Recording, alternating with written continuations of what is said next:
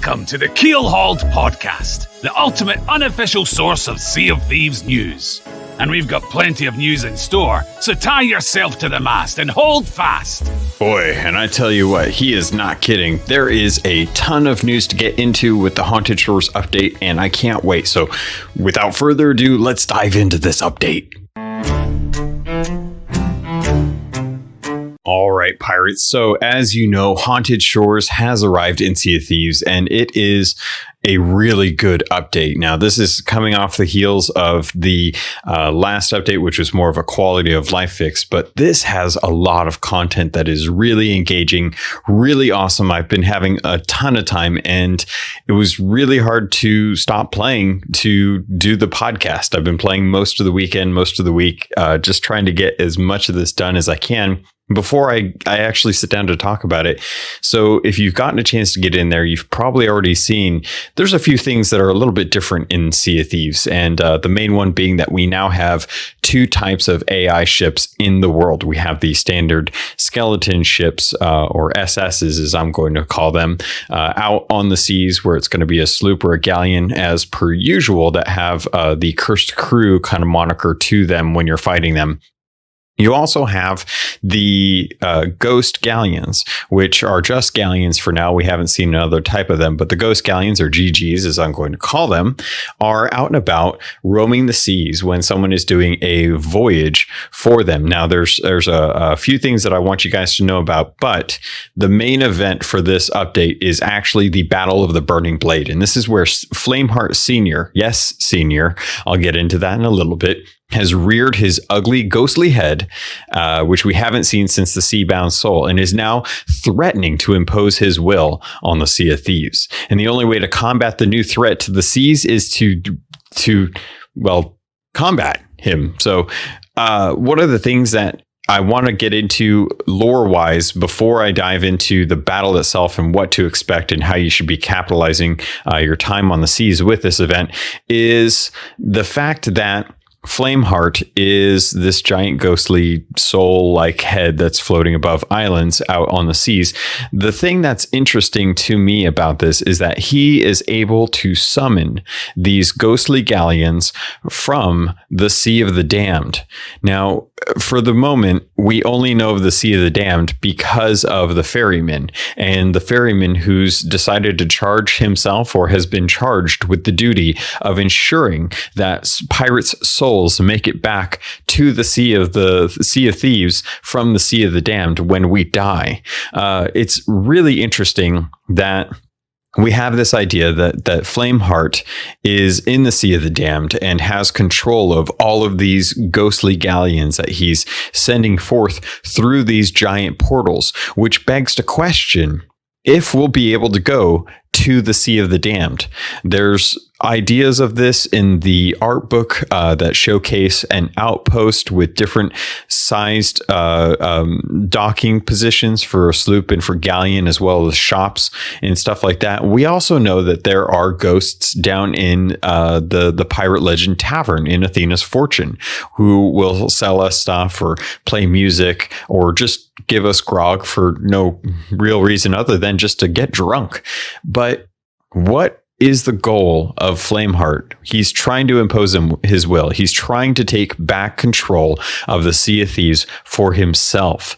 But for whatever reason, he is just an entity, a soul stuck in the Sea of the Damned, and he can only represent himself. He can only manifest himself in the shape of this giant head above islands as he sits there and calls shots like a shoutcaster for an esports tournament, letting us know when a new ship has entered the area. I don't know if for sure, but I think it is just a ghost galleon. I don't think that it's actually another player. There's a little confusion on that because I'm not 100% on it, but it could either mean one of two things. Either a new ship has spawned in from the Sea of the Damned, or another player has entered into the area and he's calling it out, maybe to draw attention to you, to let you know that, hey, maybe you should pay a little attention to what you're doing outside of just getting pummeled by these ships. And when I say ships, I mean ships. there are a vast number of these galleons out there, and I want you guys to be aware that they show no quarter. They will pummel you into the ground or into the sea, I guess, to the bottom. They'll send you to the Davy Jones locker, but I really want to know if we'll be able to go to the Sea of the Damned, because really the main reason why we would be going to the Sea of the Damned is to try and stop Flameheart. But if we stop Flameheart, what does that mean as far as him sending future ships into the Sea of Thieves? Because we have these ghost ships, but we also have commendations tied to these commendations. So I'm wondering if that's something that we will ever see the end of. Like if there's ever going to be a time similar to Bilge Rat Adventures where we just cannot achieve these anymore, or if we can achieve them, it's something from a bygone day in Sea of Thieves, or if they're going to try and keep this content evergreen as time goes on. And what that means for us trying to stop Flameheart from constantly trying to take over the Sea of Thieves, and if his son will play any role to that, or possibly even Captain, who was the one that made Flameheart Jr. a skeleton captain himself, or a skeleton lord. We have yet to see or know anything about that, so it's just kind of speculation on that part. But I kind of want to know a little bit more of what the end game here is, because obviously if you play through the event, not everything goes according to Flameheart's plan. But let's get into what you're going to be encountering.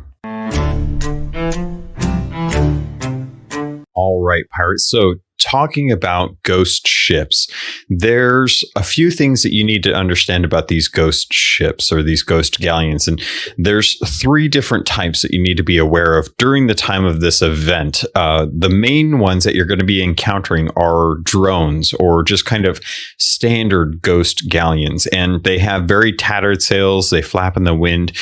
They don't look like they're very strong. And in fact, they're not. They just take 3 hits from a cannonball. Now, that can be a blunderbomb or a firebomb, a chain shot, which now actually does damage, even if you miss the masts to regular ships. So just a little key bit of information from the patch notes there. But regular cannonballs as well.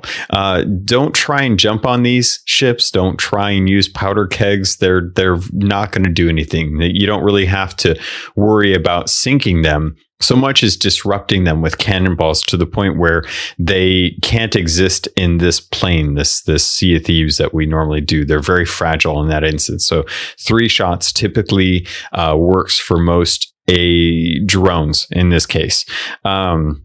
The other type that you're going to run into are the skeleton captains of the damned. Now, these come after a wave of standard ghost galleons. Typically, you'll have to kill a certain number. I want to say that the number is around 11. But I also understand, thanks to Chris Marlowe, that the event and the voyages scale based on what type of ship you are in. So if you're in a sloop, it'll be a little bit fewer. The number of hits will be the same, and it will scale up from there. So I think there's a certain number of ships that you have to destroy with cannonballs before it will spawn the next wave. And with the event, you're going to be running into the skeleton captains of the damned, which will have a formation. Now, I've actually had a really awesome encounter with these where I was with a buddy of mine, Gets Me a Beer, who was helping take care of the ship while we were trying to sail through a couple of these formations. And these formations typically have the captain in the middle ship as a galleon, and they take 10 hits to be able to destroy, as opposed to the drones or the standard ships, which only take 3. So the trouble that you run into is when you've got a fleet of these in a group, you've got typically 4 to 5 different ships surrounding the captain, then you're going to be getting hit a lot if you come at their broadside, because all of them will shoot at the same time, and they can shoot through each other because, well, they're ghost ships. So you could take a lot of damage, especially with the standard phantom shot, the fiery phantom shot, as well as the wraith cannonballs, which the wraith cannonballs themselves take a lot of damage on a ship. They will deal at least 3 hits to your hull, similar to like a megalodon bite. So they are very dangerous. They will rock the ship kind of like a blender bomb or a powder keg. Essentially, they're kind of like a shootable powder keg now that I think about it. Very dangerous, something you guys really want to be aware of. Something else with these ships too, if you plan on getting into close combat with them, they will not hit you, but they will pass through you. And very much in the sense of getting stuck in a storm, when these ships pass through your ship, you won't take damage, but the ship itself will, and it will take a lot of damage. So be very cautious. Try very hard not to get your ship in the path of these, because they will not slow down. They will not deter. They will not change course. They will go right through you. And that can take a lot of damage into your ship, either mid-deck or the helm or the anchor or the masts. They can knock your masts down if they pass through you too much. So be very cautious about that.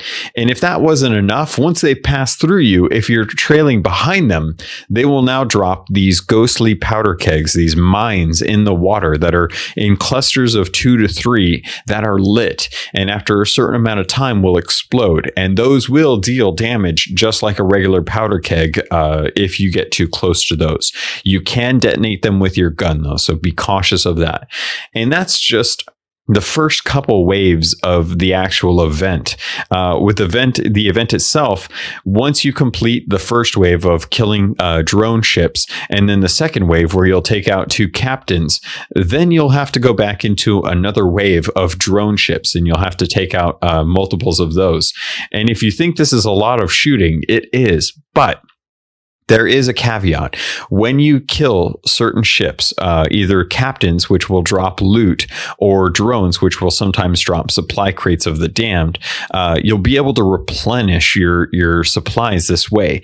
And if you see out in the ocean ghosts, typically 3 of them circling around in an area above the water, that generally means one of 2 things. Either there's a storage crate with supplies in there, and it's usually just cannonballs and wood planks, or there's actually treasure out there, whether it's going to be ashen crates of the damned, or if they're going to be captain's chests of the damned, or skeletons or skulls of the damned, and captain skulls of the damned. So there's 4 different types of loot that you can pick up from these, plus the storage crates when you're out there fighting these. So when you get done with the third wave of drones, that's when you'll finally get into the actual burning blade fleet itself. And this is going to work very similar to how the second wave was, where you had those skeleton captains being flanked by multiple ships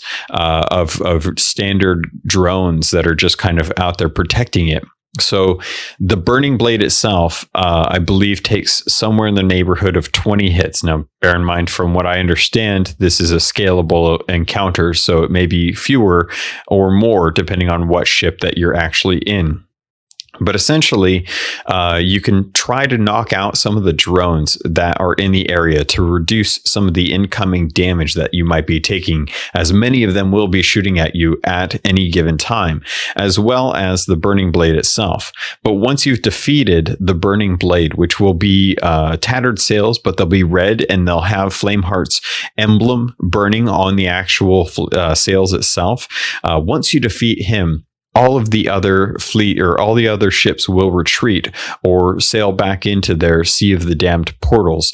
It will drop loot and the battle will end. And this is when you're going to be able to pick up the captain skulls that you need to be able to turn into the Order of Souls to get credit so that you can eventually earn the captain skeleton sails. But I'm getting ahead of myself on that. So that's generally what you can expect with the Burning Blade encounter. You might be wondering, how do you tell if you're doing an encounter or if you're doing a voyage? Well, the easiest way to know is look up in the sky. You'll see Flameheart's head floating above an island, and it doesn't necessarily have to be the same island all the time. Sometimes it'll be different islands, whether it's Old Faithful Island or Snake Isle or Wanderer's Refuge, or a vast majority of islands which are set up in the different seas that will have Flameheart's head above them. And once you head over there, you'll hear some of the best music in the game that I've heard since this game's inception. And that's taking into account some of the stuff that we've already had with different events, including the arena. This music is amazing. I love the atmosphere. It's very spooky. It's very reminiscent of the Disney's Haunted Mansion to me. Everything about it kind of calls out that it's intending to be scary in the sense that you might get taken out, but nothing that's so overpowering that it would be too scary for, say, like a 13-year-old. But that being said, it's been a long time since I've been 13, so I could be way off on whether or not this is considered scary enough for them. But I had a really good time with this encounter. I've done it quite a few times so far. And I have to say, of the different things, this is the first time where I've been sailing with seasoned pirates who have seriously considered their moment where they might actually lose their ship to an AI threat. It's been a long time, even with the trifecta, even with the Kraken and a Skelly ship with a Megalodon circling in the area. Very few people ever lose their loot or their treasure who've been sailing for, anything over, I'd say, 10 million miles on the seas. This is the first time that we've been hit by something so heavy, either by having ships pass through us or getting pummeled by fleets, that there has to be a moment where everyone drops what they're doing, picks up a bucket, runs down to the bottom deck, and starts bailing water just to save everything, on top of the fact that top deck is burning, your masts are down, and you're wondering if you're actually going to survive. I had a great time with this, and let me see if there's anything else that I wanted to talk about the ghosts themselves. The ghost ships, that's pretty much it. Once you defeat a wave, all the portals will open, and all of the ships during that wave will leave, and then new portals will open, signifying the next wave. Other than that, hopefully that helps you with your encounters and what to expect going into it. I would definitely recommend stocking up your ship if you plan on doing this. If you go out there and pick up very little on your way to a voyage or to the encounter, there's a good chance you're going to run out of either cannonballs or planks. And keep in mind, you can't shoot these things, and you can't use kegs, and you can't ram them to be able to sink them. You have to use cannonballs, whether it's blunder bombs, fire bombs, chain shots, or standard cannonballs. If you can shoot it at, well, I don't know if you can shoot pets at them and they'll do damage. But most of the things you can shoot out of a cannon, you'll be able to damage them enough to be able to sink them. All right, pirates, moving on to the next thing, dealing with the actual update itself. You might be wondering, why the heck am I even doing this? Sure, it's cool, but why am I going to want to repeat it?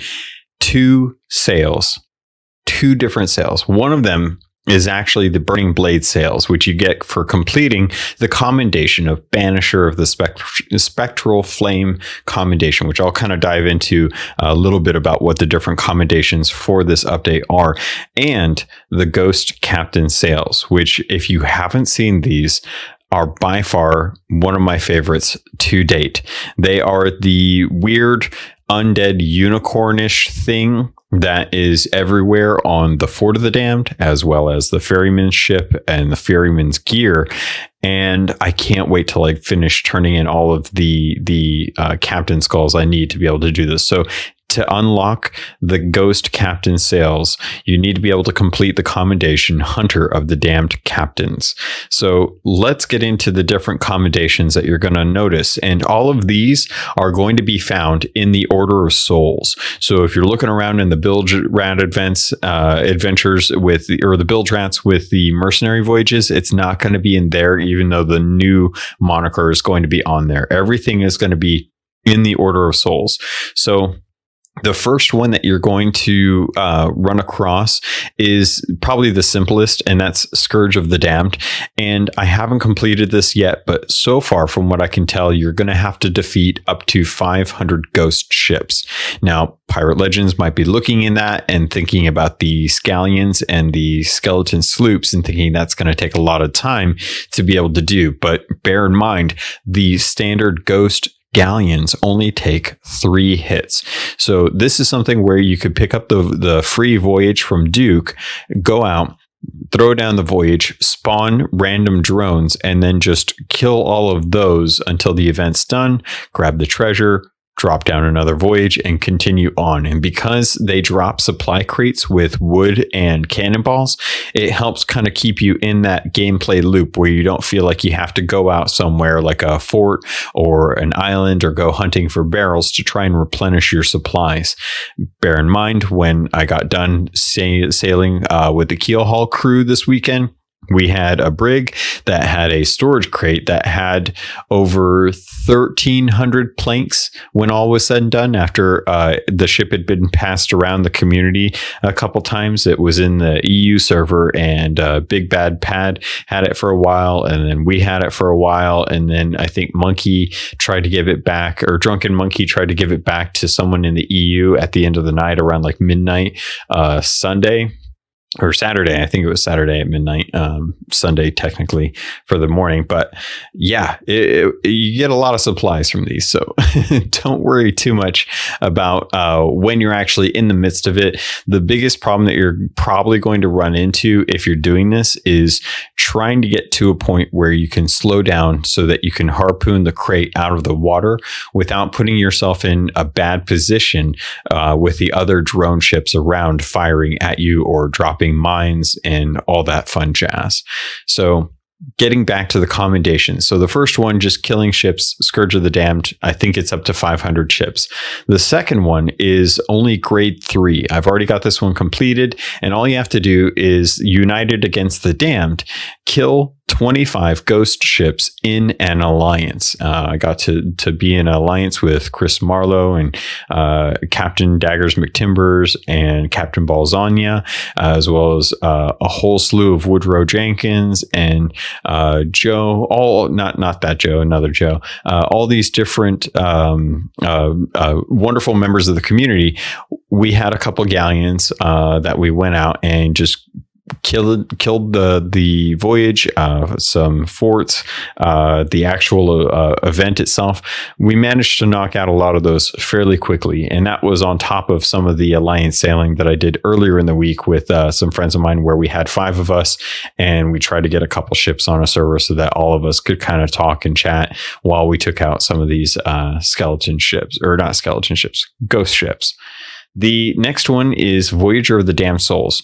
I think this one ends at 30. I haven't completed this, so bear in mind this is kind of work in progress. But I think you have to complete 30 ghost voyages.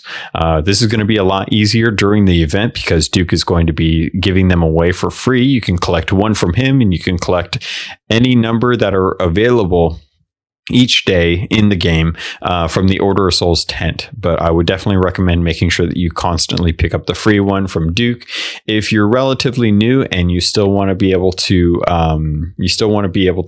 not have to use your gold for that kind of stuff. The voyages, as far as I know, for the Order of Souls, according to the patch notes, the voyages for the ghost ships, you have to be at least ranked 25 in Order of Souls to be able to get access to those. So if you're not ranked 25, you're a fresh pirate just off of the Steam client, and you want to do this, Duke is going to be the main way that you get these until you get to rank 25, which nowadays isn't too hard. And if you're completing these, you're going to be collecting a lot of skulls to be able to get those.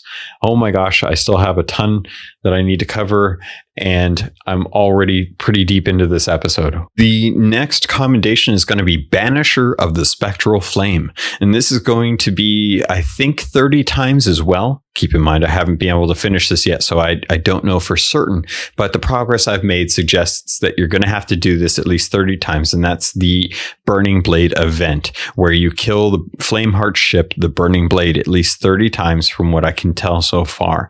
Now, This is how you're going to unlock the Burning Blade sails that are available from Duke or at the actual outpost. Oh, the shipwright vendor will have these available as well too. And this is where it's going to be kind of like the Ashen sails. They're red, they glow, and they've got Flame Heart's emblem on them that glow as well too. So if you want to represent Flameheart, this is going to be the way that you get those sails, by defeating the actual Burning Blade event at least 30 times from what I can tell. The next one, United Against the Flame, is just defeat the Burning Blade event once in an alliance. Not too hard. It takes about 20-30 minutes, and collecting the loot plus stocking up. The next one is the Hunter of the Damned Captains. This is how you're actually going to be getting that Ferry of the Damned figurehead-ish sails, the one that has the unicorn on it. So the Ghost Captain sails are going to be rewarded if you turn in what I think is going to be 50 Captain Skulls. So you're going to have to complete the voyages or the event at least 50 times if you're just collecting one Captain Skull. Now, when I went out and I did the voyage, I made sure to count how much loot we got from those. So from the standard voyage that you can buy from Duke for free, or from the Order of Souls for the 200 gold, I believe that you will get 9 standard skulls from the event, or from the actual captain, plus 1 actual captainship. Now, as far as I remember, the drones dropped some of these, so it was kind of staggered as far as the loot goes. So make sure, if you're doing this, that you keep an eye out for those ghosts circling just above the water, because that's going to be your seagulls. That's going to be your indication that there's some loot out there that you need to collect besides supply crates. The last one is Unleash the Damned. This commendation will require you to use the Wraith cannonballs that are awarded once you complete the event Burning Blade. You have to make sure that you pick up the cannonball crate that comes after you kill Flameheart's Burning Blade ship. Inside will be about 6 cannonballs. There's going to, or 6 cannonballs of 3 different types, and the 3 different types are the cannonballs that the drones, the captains, and the Burning Blade are shooting at any given time. One of them is just a standard Phantom, which looks like a green Dementor shooting out. That's a standard kind of hit. It doesn't really do extra damage. The next one is a fiery Phantom cannonball, which will actually set your ship on fire, so treat that very much like a firebomb. And then the Wraith cannonballs, which will hit like a powder keg when you shoot those out. Those are the ones that actually wail. Those are the ones that scream as you're firing them out. Very big, very ominous things, and I hate when they hit because it wrecks everything. But I can't wait to do that to other people. Now, this you have to hit 25 times to another crew with the Wraith cannonballs. And as far as I know, it should work with other cruise ships. But because I've been sailing with friends over this last week to try and accomplish this and experience it with them, we haven't really been using these Wraith cannonballs against each other's crews. So we don't know how much you need to do beyond the 25. But as I understand it, it should just be the one time. Considering this event is for the month, try and get this done as much as possible. Try and go out and do the event so that you can get the Wraith cannonballs and use those as much as possible against other crews as you can, because I don't know how accessible these are going to be once you actually get beyond this event. We don't know necessarily, or at least I haven't seen, how you'll be able to acquire these types of cannonballs beyond the standard event, as I have not received any for any of the voyages that I've completed to date.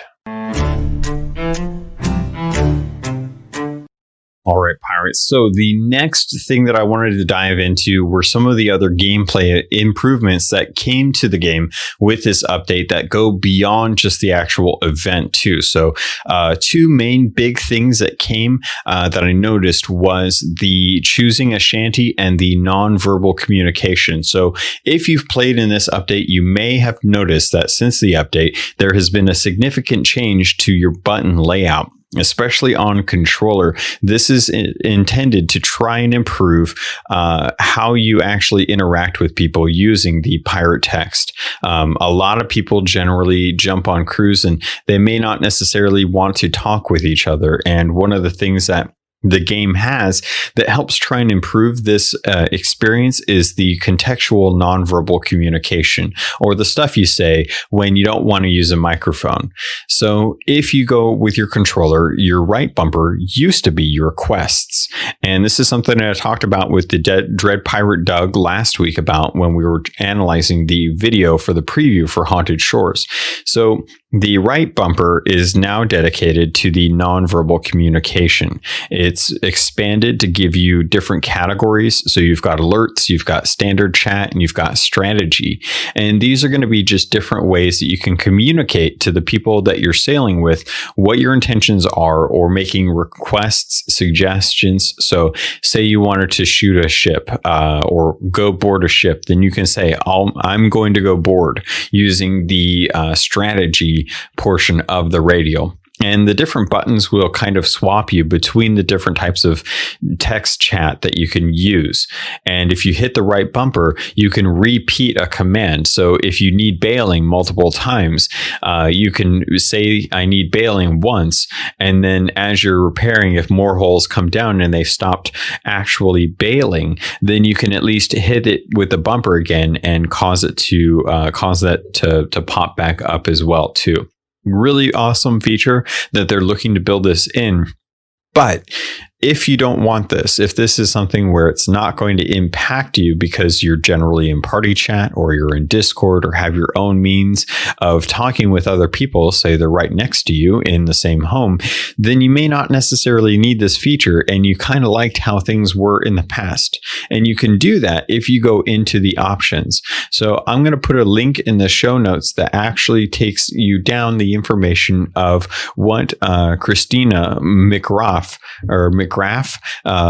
put as head of the community, a really nice article that was brought to us by the lead designer, Shelley Preston, or Shelley Pressgang, who goes into what it means to do communication in Sea of Thieves and be a part of the crew without necessarily having to commit to a microphone. There's a way that you can actually go into the settings to reset this so that it's no longer on the right bumper, and it will be relegated back to the D-pad. The reason why they did this is because when you wanted to do something, if you were moving, you couldn't actually use the pirate text, which really made it hard if you're in the middle of combat and you say that you need something and you want to use pirate text, but you have to stop moving. In some instances, it's really hard to try and dish out orders if you have to manage that. Now, being able to manage doing other stuff whilst running around and repairing or shooting cannons or changing sails or steering the ship, that's all on you to work out, like how much you can multitask. But the tools are now in place for you to be able to do all of this without having to sacrifice mobility, something that's very important for people on controller. And bear in mind, I have been playing on my Xbox One X, my Cyberpunk edition. I'm very proud of, even though I'm very, very bummed out that they delayed it to November, but I can live with that because I'd rather have a better game than not have a game with a huge day one. I'm not getting into it right now. Stop talking about it. But I've been playing not Cyberpunk. I've been playing Sea of Thieves, and I've been enjoying it on the controller, but I have noticed I am severely handicapped because I am so comfortable with mouse and keyboard. Now, you might say, well, how come you don't want to play just using mouse and keyboard? You can plug in a mouse and keyboard into your console. And that comes down to the type of play style that I'm playing with. I had an opportunity the other day to go out and do this event on an Xbox only server, and we got attacked by a brigantine. But I noticed that myself and my partner, we managed to fend off the crew and deal with a boarder and didn't lose our ship, but they sank as a result of the ghost ships and what we did to them. And it felt a lot more fair. So I will say that even though I was handicapped because of my unfamiliarity with using a controller on a regular basis, it was nice to feel like any encounter that I had, I wasn't just going to get trounced on because I wasn't on my mouse and keyboard and they were. So if you want to bring this back to the pirate chat or pirate text thing, you can always go back to the settings and you can always reassign the RB or the right bumper to go back to your quests. And that will take that out of the left bumper, because currently everything is on the left bumper aside from pirate texts, which means you now have three different options on your D-pad if you want to set up quick buttons, which I highly recommend, because currently I have food on A, jump on right stick down. I think I've got shovel on up, throwables on left, and something else on right. I can't remember. I think it's just regular planks on the right mouse or the right D-pad button. And then I've obviously got my down D is for emotes and stuff like that. But having the opportunity to configure the different keybinds is a welcome respite from other games where that is not always a feature. I'm looking at you, Nintendo. I'm super sick of that stupid warning that constantly bugs me if I want to reset my key bindings at a system level because they're not the way they intended. I know that. I like them the way they are because it reflects PlayStation and Xbox controls, where the down button or the bottom button is the accept button and the right button is the back button. Why is that so hard? Gosh, I know it goes back to the way they originally did it, but it still bugs me. I'm getting off track. Hey, do you guys like knowing that shanties are now something in the game that you can select? I bet you do, because I do. And I love being able to select the different shanties. And boy, howdy, did we get a lot of shanties. We now have a new selection of shanties. I'm not going to go into all of them because I honestly didn't write them down, and I apologize because I should have. But 1812, the one from V for Vendetta, where the fireworks go off and there's big explosions and it's at the cannons and it's like dun dun dun dun, dun, and it's great. I absolutely love it. But we also have We Shall Sail Together. We also have the Be Calmed. We have Stitcher Jim's Sorrow. There's so many good songs that are in this game, and we finally have an opportunity to play them. Obviously, I talked about this when I was talking with Dread Pirate Doug last episode. So if you want to hear my initial reaction to this, be sure to check out that episode, as we are still looking to get Tales for the Tales of Legend event that we're looking to do towards the end of the month, where you come with your story. You have 8 minutes to tell your story using whatever emotes or things you want to do in the tavern. This is all in game, and we'll set it up and we'll invite you and come in and you tell your story from the seas, and it will get rated, and we will have winners and drink afterwards. I don't think we have any gifts right now. I don't think we have anything. It's just kind of a boasting thing for right now. So if you've got a good story, then head over to the website. I think it's, I'll have to check on this, but it'll be in the show notes as well. I'll go ahead and toss a link into Dread Pirate Doug's raceoflegends.com website so that you guys, I'm pretty sure it's raceoflegends.com. I could be wrong. It could be .net. I can't remember. But it will be in the show notes so that you guys can actually make sure to head over there and sign up as well too. But before that, let's get to one of our sponsors.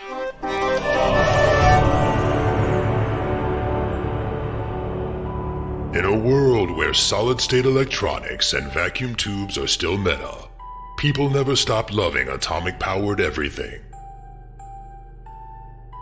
A chosen 500 stepped inside a subterranean vault to be spared the nuclear horror of the inevitable Great War. 25 years later, they emerge after the fallout settles to retake Appalachia. Among them, 2 former rivals whose blood feud will tear West Virginia apart in their epic struggle for survival.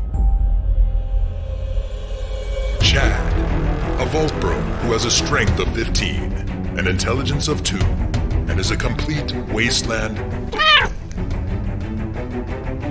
Simon, a complicated anti-hero who chooses light and hope, but accidentally becomes a cannibal and wakes up naked and afraid with a Scourge Beast Queen after a date goes terribly wrong.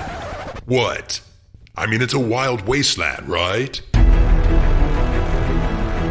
This dark humor radio drama will have you driving off the road and crawling out from under the fallout.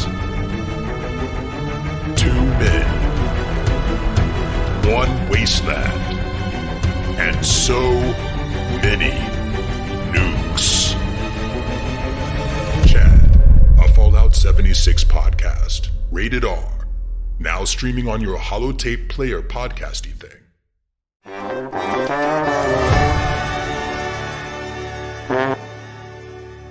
All right, Pirates. So I think the last bit of information that I wanted to cover as far as updates go is the expanded Emissary ledger. So I'm looking at the show notes right now, and I wanted to let you know that in game, these just look so much better. It looks so much cleaner. It's so much clearer, like what tier you've reached with the different Emissary ledgers. Now, these are going to reset in, I think, a week because it's always at the end of the month. So the new month will start in July, and that's when you will have the new Emissary ledgers begin. So make sure that you're checking in on these, make sure that you're throwing up your Emissary flag, and you are working on that treasure as well as flags and sunk ships to try and make sure that you're getting up to those maximums, because you want to get that accommodation. Or is it accommodation? No, it's not accommodation. It's a accomplish. No, what is it? I can't remember what does Xbox call those things.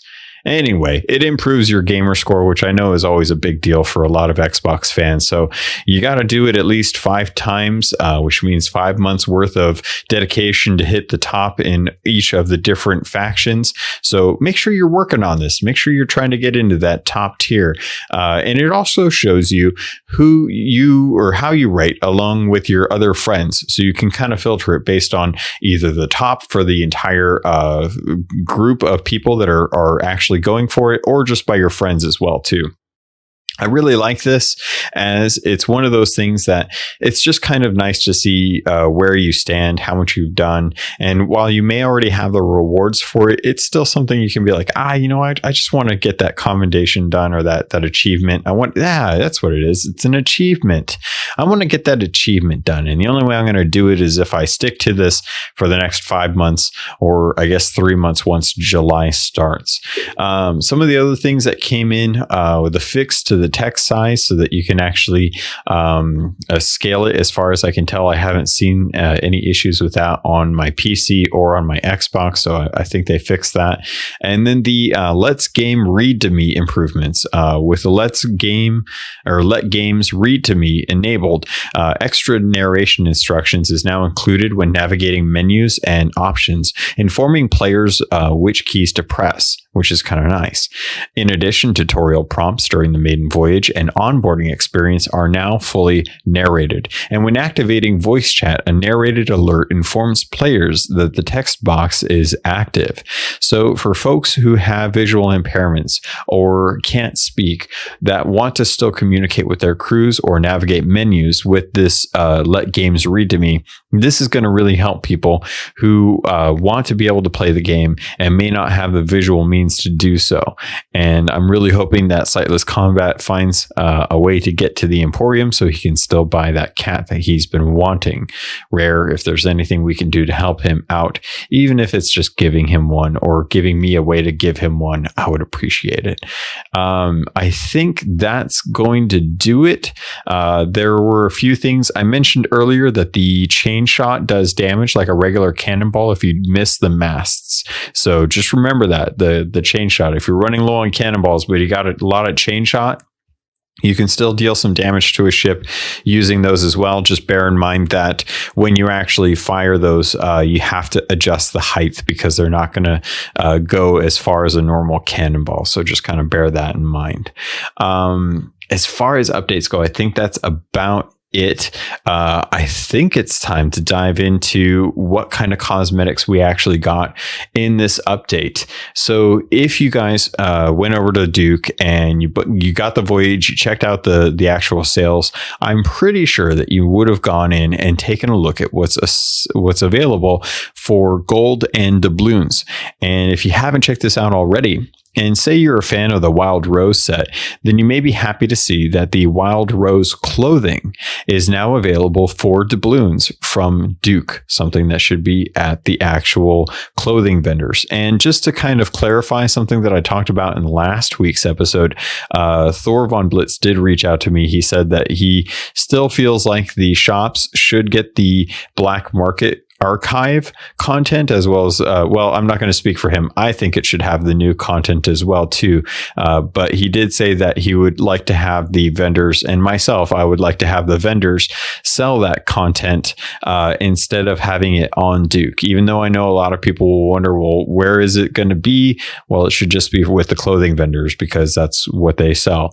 And on top of that, for gold, you can pick up the Inky Kraken equipment. Now, they've been giving us the Inky Kraken content for a while now, and I think this is the last little bit of it that's available for gold, and you can pick up an Inky Kraken fishing rod if you really want. It looks cool. I still kind of like the Inky Kraken stuff. It's black. It's dark. I like it. That's just the goth in me, man. That's what I am. That's what I love. So I was happy to pick up all of those. I still got a ton of gold, so I'm quickly stepping up on the soapbox. Rare, if you could sell us crates of supplies to stock our ship with just off the gate, or give us a supply crate at the beginning of the game from a vendor so that we can go around and quickly collect all the supplies off of the outpost and then head out without having to make an additional stop to an island. Would greatly appreciate that. Just one of those things. Stepping off the soapbox for now. I think there's plenty of other things to talk about. If you guys head over to the Emporium, you're going to find some interesting stuff over there. Some stuff that I actually honestly wasn't really expecting. But the first thing you should do is actually pick up the free giveaway emote, which is an emote where your pirate holds up a shovel and balances it in their hand. Really weird. Was not expecting this. Kind of strange that we got it, but hey, it's a free thing. The Blighted ship collection, the stuff that's the State of Decay inspired livery set, that is now available. So if you spent the last bit of June kind of working on getting those, that I think it was a week, I'm blanking out. If you spent that time working on getting the hull, the sails, and the figurehead, then the rest of the set is now available as well too. Or no, I think you get the flag as well too. We had to do a whole bunch of little turn-in stuff for that.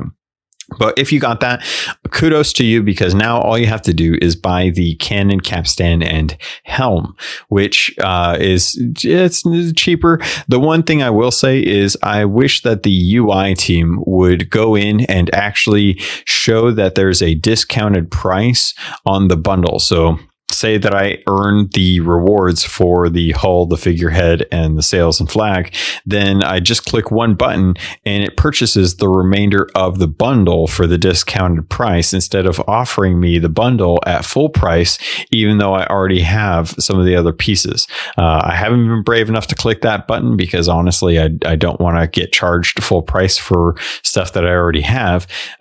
So hopefully that's a little more cleared up in future updates, if we're going to be getting stuff similar to the way that we got the Blighted cosmetics. And is now a good time? I think now's a good time. I kind of want to get into this because this is something that I was talking about with the Keelhauled crew, and they all agreed with me, which means that it sounds like there's a basis for something that other people might enjoy. And that has to do with the weekly events and the weekly updates, as well as the monthly updates. So we all really kind of enjoyed May, in the sense that we got a quality of life improvement, and that gave the development team a little more time to work on the June update.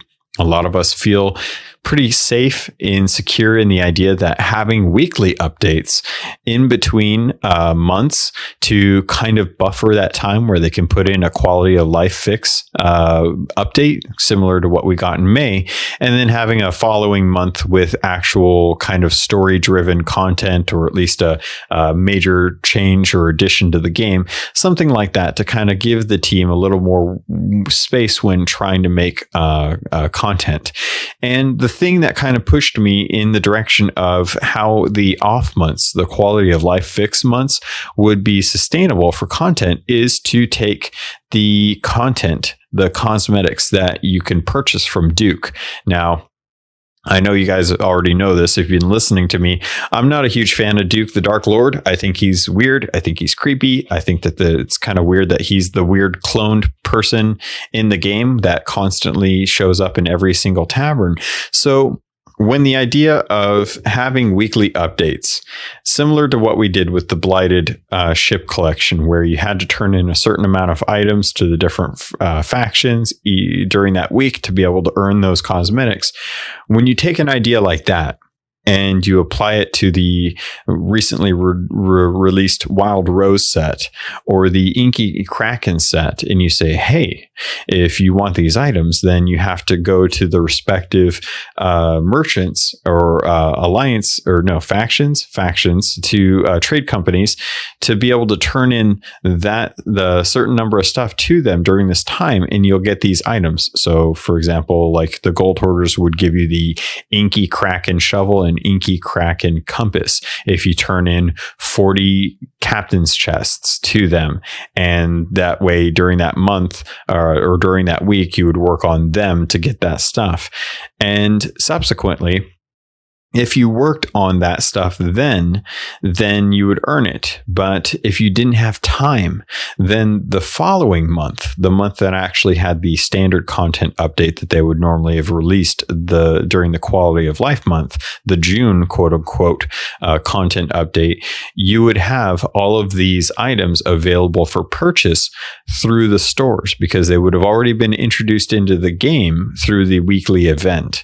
And say you didn't want to do the event, say you didn't want to have to go out and get all that stuff, you just wanted to buy them, it would take a little time for you to wait for them to be able to be purchased for just gold or doubloons, but you still had the option.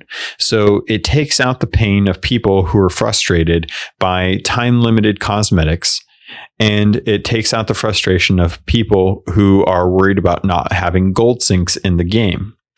You necessarily could earn everything if you spend enough time playing the game during these weeks where you had specific things to do to earn these cosmetics.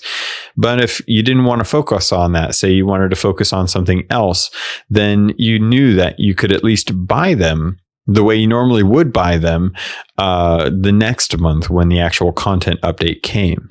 I like this idea because it really gives people a driving force outside of ledgers or outside of emissaries or commendations or levels, because eventually everyone's going to get to a point, unless they find a way to introduce more levels or new incentives through the emissaries. I know that's coming in the future, for us to constantly want to turn in items to the different trade companies.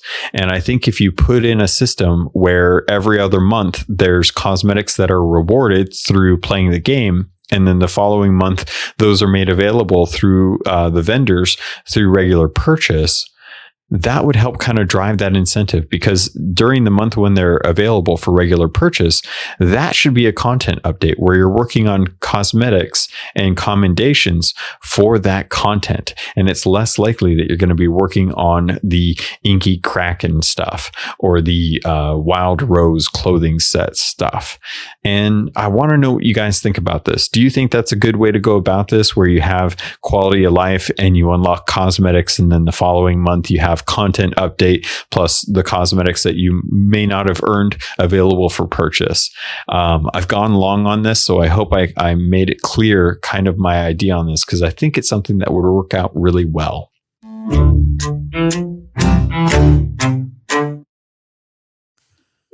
All right, pirates. So to kind of polish off the last bit of the Pirate Emporium, if you go in there to find out kind of what's been coming into the Pirate Emporium to purchase for real money using ancient coins, you will find a few different things with the ghost pet outfits, as well as the bilge rat cat outfits. So there's some new outfits out there. If you're rank 20 with Athena's Fortune, you, I believe, should be able to pick up the ghost pet outfits. I haven't actually done this myself.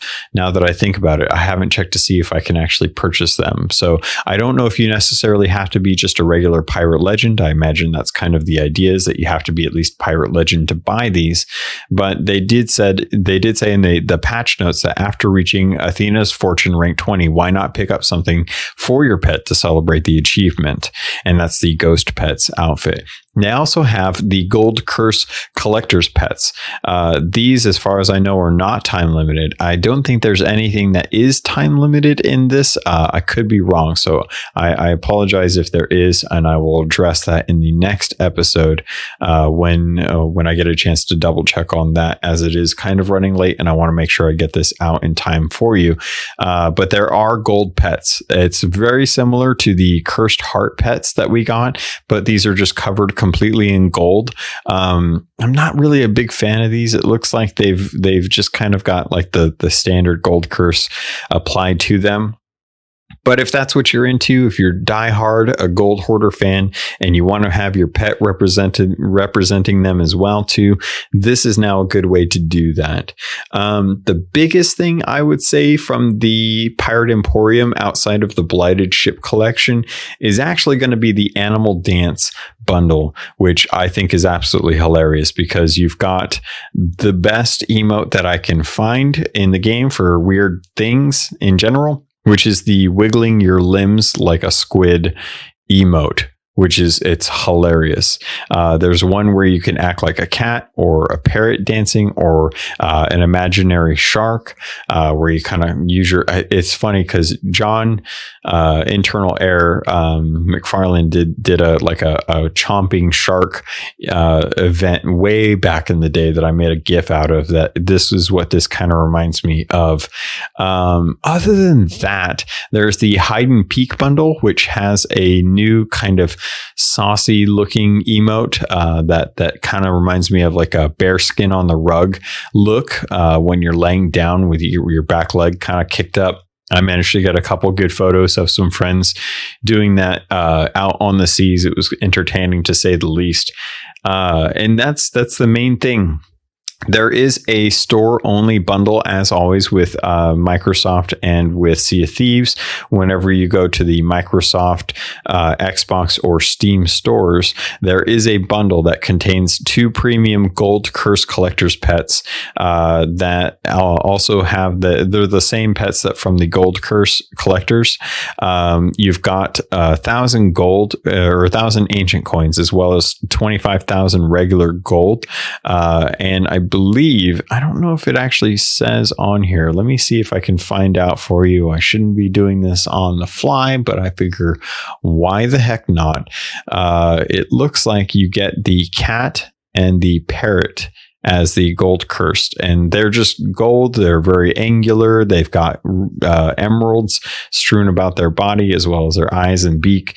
And yeah, that is $16.99. But I believe if you purchase it on the Microsoft store with your Gamer Pass, it'll be a little bit cheaper. And I do apologize, I don't have the UK, Canadian, or other countries' costs on hand. I would have to do some research on that, but I would imagine it would be relatively close to the 17 USD, depending on what your currency exchange is. Canada, I'm sorry, it's going to be like $50 for you guys. Sorry. And of course, I think the last thing that I'm going to cover right now is the Ashen Expedition and the Shark Hunt. So the Fortnite Fridays have discontinued. You can no longer earn additional gold and reputation on Fridays during the Fortnite hours. But there is a new one on Tuesdays called the Ashen Expedition, where you can earn double the rewards for any of the loot that you obtain from the Devil's Roar. Now, I don't know if that necessarily includes anything that you find strewn about that is considered fiery loot or ashen loot, but I imagine it would. Also, on June 24th, which is coming up in a couple days, if not, I think it's Tuesday, it's going to be the Shark Hunt, and that is going to go till July 8th, which is 2 days after my birthday, which means that you can earn increased gold and reputation anytime you turn in cooked meg meat. I don't think there's a limit. I don't think there's anything that says if it's double, triple. I think it's double at the moment. So you can earn different reward, or you can earn additional gold and reputation if, say, you wanted to kind of work on that.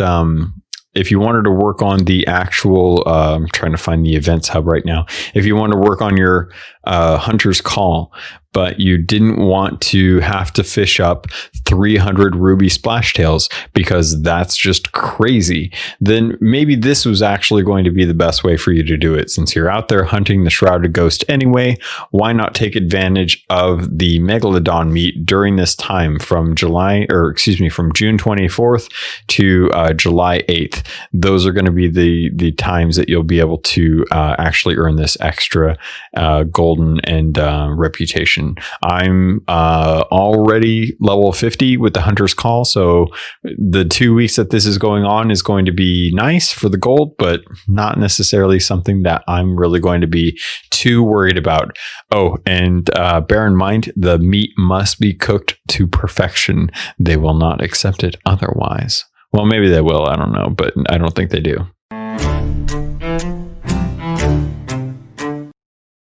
All right, pirates, and that's going to do it for this episode of Keelhauled. I told you there was a lot of information to cover, and I was not kidding. So I squeezed this in just around the hour mark. I'm going to call it good here. I did want to shout out over on the actual Apple Podcast. I can never remember what they call this, man. Apple Podcasts, I believe is where it is, where I can get the reviews for the show itself. And I want to thank everyone that does put in the review. The 5-star reviews are always appreciated, and always make sure that you guys are checking out the links in the show notes as well too, because that's a good way to get a hold of me if you have any comments, concerns, questions, just stories in general, or maybe you thought of something and you want to share it with me. And if it's a cool enough idea, I'll see if I can throw it into the podcast somewhere and kind of leave it up to the community to kind of share their thoughts on it as well too. But I did want to shout out Lord Marksman on Monday. Our 5-star review. Thank you. What is a pirate's favorite method of transportation? A ship, of course. Recently got into Sea of Thieves and absolutely love the game and this podcast. Thank you, Lord Marksman, for that. And if I didn't get to it a while back, Tanner GTP 33, which I'm not sure what the GTP is, feel free to let me know, also wrote in on June 6th with a 5-star review saying, fantastic. CaptainLogun puts so much heart and effort into giving this game a podcast, and he certainly does the game justice. Thank you. I appreciate that. If you enjoy this game at all, I truly recommend Keelhauled, and also the amazing community it has become.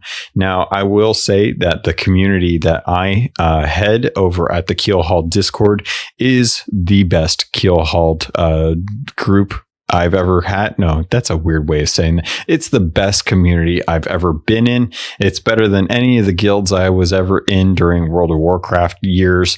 It's better than any of the other communities that I've seen out and about in the world. The Sea of Thieves community is great in general, but I just absolutely love the Keelhauled group. They're always sailing. There's always nice people in all different time zones, and we talk about all kinds of random stuff, whether it's art or movies, like the Hamilton show that's coming to Disney Plus that I can't wait for because it's going to be amazing, and it's July 3rd. So make sure you go and watch Hamilton because it's an amazing show. And if you aren't, you're crazy because it's an amazing show. But also just because they're awesome. We've been talking a lot about Animal Crossing and different games, including some of the recent announcements for what was to be E3, but is now spread out across all the different companies out there doing it themselves, or IGN, or Jeff Keighley's Dealy Bob for the summer things. I think he's doing a Weird Al thing, but that's off topic because this is Sea of Thieves. And I wanted to let you guys know that there's a lot of ways that you can get a hold of me too. So if you want to reach me, head over to the show notes. In the contact section, you'll see my gamer tag, CaptainLogun, all one word. You might see that in game too. If you do, I want to know because I still haven't seen it. It's so sad. I just want to see it. Oh man. But I'm sorry. I want to also let you know that I'm over on Twitter at CAPT_LOGUN. You can always email the show, CAPTLOGUN@gmail.com. The show notes always have the links because I talk fast when I'm doing this because I've said it so many times. And I just wanted to thank again Tom or Robots over at the Robots Radio Network, that they have been great in helping me. Just great to see the Discord over there. I've got my own Keelhauled channel as well too, and shout out to DDK who's over there, who's also a member, and just kind of checking things out and saying hi in the Keelhauled Discord. I've been talking a lot of cyberpunk over there because that's where the cyberpunk lorecast is. And yeah, Pirates, I've been talking a lot. I love you guys. I can't wait to see you out on the Sea of Thieves. And if I can say anything, get out there and kick Flameheart's butt, or pledge allegiance to him, or I don't know, maybe go kill a mermaid statue. Who knows what soul's trapped inside. And I will see you guys out there. Have fun. I love you. Bye.